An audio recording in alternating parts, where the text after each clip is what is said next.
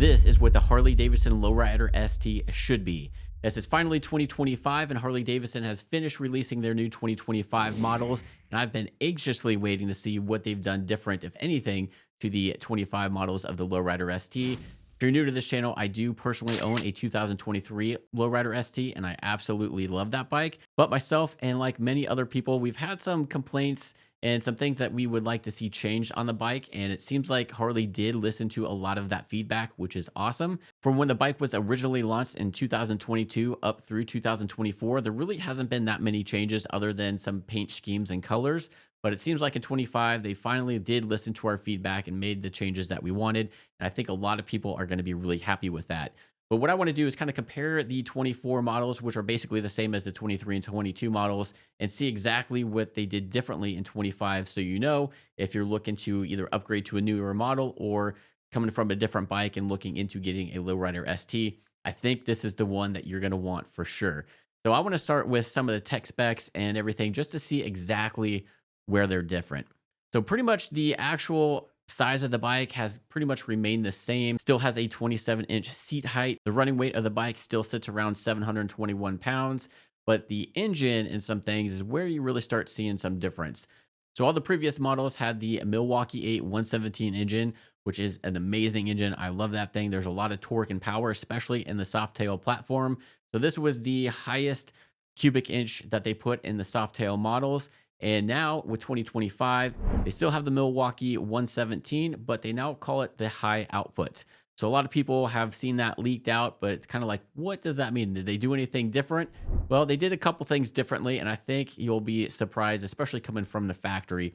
So the bore and everything's in stroke is still the same. The engine displacement still obviously the 117. The compression ratio is slightly different, but the biggest thing here is the exhaust, where we used to have the 2-into-2. Now we have the 2-into-1. I think a lot of people are going to be happy with that because it seems like everybody's going 2-to-1 anyway, because that's where this engine does do the best with the 2-into-1. It also has to do with the saddlebags, which we'll get to.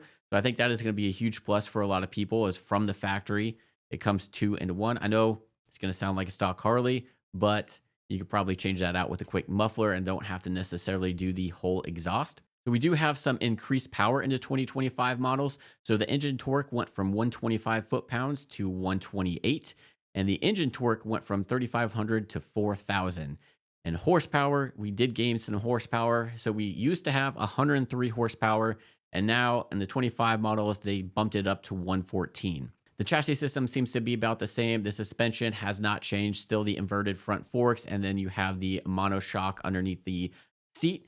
But the wheels are a little bit different. It looks like they're giving you a chrome or black option and did away with the dark bronze. Moving on to the lighting and gauges, this is where I think a lot of people are going to be happy as well. So they still have the front and rear LED head and tail lights, but they still had the incandescent turn signals. They have changed that. All the lighting on the motorcycle is now LED, which is nice because now you don't have to spend the extra $80 plus to change out the turn signals to LED. So nice thing by Harley by finally in 2025 going with all LED. It looks like the headlight is the exact same. Nothing's really changed with that. However, the tail light seems to be a little bit different. Instead of the Zeppelin tail lamp, they have the LED buffet tail lamp. Moving on to the gauge, I think a lot of people are going to be happy with the change they made from the 2.14-inch LCD screen that showed you just enough information that you needed and really nothing more. It was kind of lacking. But now they listened and finally came out with a 4-inch analog speedometer. So a lot of people were asking for that and they listened. So the speedometer is going to be analog and everything else as far as information wise is going to be digital underneath there. So let's talk about the overall price because that's going to play a factor, obviously, when everybody's buying the motorcycle. So the 2024 models had a starting MSRP at $23,399, and the 2025 models have a starting MSRP of $24,199. I don't know how many people actually get it for that price because everything you add on or change from like their base models is going to be an extra addition. So let's take a look at the color options that they came out with here. So the cool thing is the trim color, you do have an option as far as chrome or black. Previously, it's been all black, which I don't mind. I prefer that over chrome. It's much easier to keep clean, and I just like the simple look of everything being black. But this year they gave you the choice if you wanted everything to be trimmed out in chrome or black. And depending on which one you go, depends on your color options. So if you go with the chrome trim, that is going to be your standard, no increased charge for that. You get 3 different colors. You're going to get the billet gray. You're going to get a vivid black, same as all the prior years. The emblem is a little bit different. I kind of like how it's got a little bit of blue with the black paint scheme. And you can see the emblems on the saddlebags have changed from the dark bronze that they were. I do like the fact that they changed up the badging a little bit, but you also have this new color, which is blue burst. And I think that's a good looking blue color for this motorcycle. I wish they offered it on the black trim models, but they don't. But if you wanted chrome, you get this really cool looking blue burst. Now, if you want to spend an extra $1,100, you can go with the black trim, which used to come standard on the motorcycle. So now they're going to upcharge you for the black, but you get a little bit more color options. So if you go black, you get the standard billet gray, you get the standard vivid black. But the cool thing about this is all the emblems are red, so a nice red and black scheme there. Or you have the new brilliant red, which I like this red over last year's red, which was Red Rock. To me, in person, that Red Rock red looked like ketchup. I don't know how else to describe it. Wasn't the biggest fan, but this brilliant red looks much better, especially with it all blacked out. I really like that look, so I think this one will be a more popular color than the ketchup-looking style. And then you get another new color that they're coming out with on their bikes, an Iron Horse Metallic. I think this one looks pretty cool. It does have the red badging for this color as well. So nice color combination with that. And then if you remember the 90s, early 2000s, everybody was putting flames on stuff. Well, if you want flames on your motorcycle from the factory, you do get that option. So they do have the Midnight Firestorm for the Lowrider STs, and it gives you some what appears to be some subtle flames on the fairing and the tank and the bags there. So at least they're not like yellow and orange flames going all along the bike. They kind of kept this nice and subtle. Maybe flames will make a comeback. It seems like everything kind of goes through a cycle. So it's been about 30 years or so since the flames were popular. So maybe they're coming back. So that is an option if you like that. That is going to cost you an extra $1,900 though. So not only are you paying $1,100 extra for the black trim, you're paying an additional $1,900 for the Firestorm. Is it worth it? Maybe. But the other colors, the Iron Horse, the Brilliant Red, are going to cost you an extra $850. The Vivid Black is going to cost you an additional $550. And then the Billet Gray is just the standard, no upcharge. So it doesn't look like they changed anything with the fairing. I like the fairing. The fairing is great. It gives you great aerodynamics. I do wish they made a way to make some pockets on the inside of there, just some storage, because it's all plastic on the other side of the fairing. So maybe one day, but they gave us the 2-in-1 exhaust, the gauge and stuff like that. So we got to take a win where we can. So no changes really to the front of the bike other than obviously the LED lighting. And then it looks like it's got the same solo seat as the previous models. One thing that I really wish we would have gotten, but it doesn't look like we're getting, is a 2-up setup. The Street Bob, you can get a 2-up setup for a passenger from the factory, but it doesn't look like with the Lowrider ST we're getting that either this year. So you're probably going to have to spend extra on passenger pegs and a 2-up seat platform. But the good thing, like I said, with that 2-in-1 exhaust, you have the same symmetrical bags. One thing I wish is if they come out with ones that will fit the other models. So what I'm sure you could probably buy the Vivid Black bag from 2025 and it fit on the other models. The only problem with that is the emblem on the Harley logo there is going to be a different color than the dark bronze. So that could be an issue.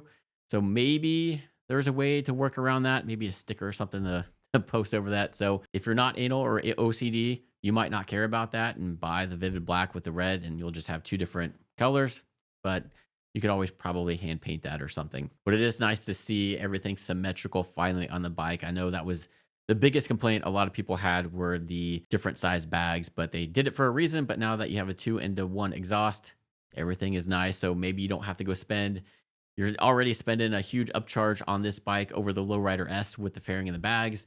Now you're not going to have to spend an additional upcharge to go get even bags. So there you go. The air cleaner remains the same as the previous models. However, you do have the option for the chrome over the black. but you're going to have that upcharge. So what they're also claiming with the high output engine is that it's going to give you a little bit more mid and top end performance from that engine. So it's going to let you redline instead of being at 5,600. You get a little bit of extra at 5,900 RPMs. So the hand controls on the left side are a little bit different with the ride mode selection.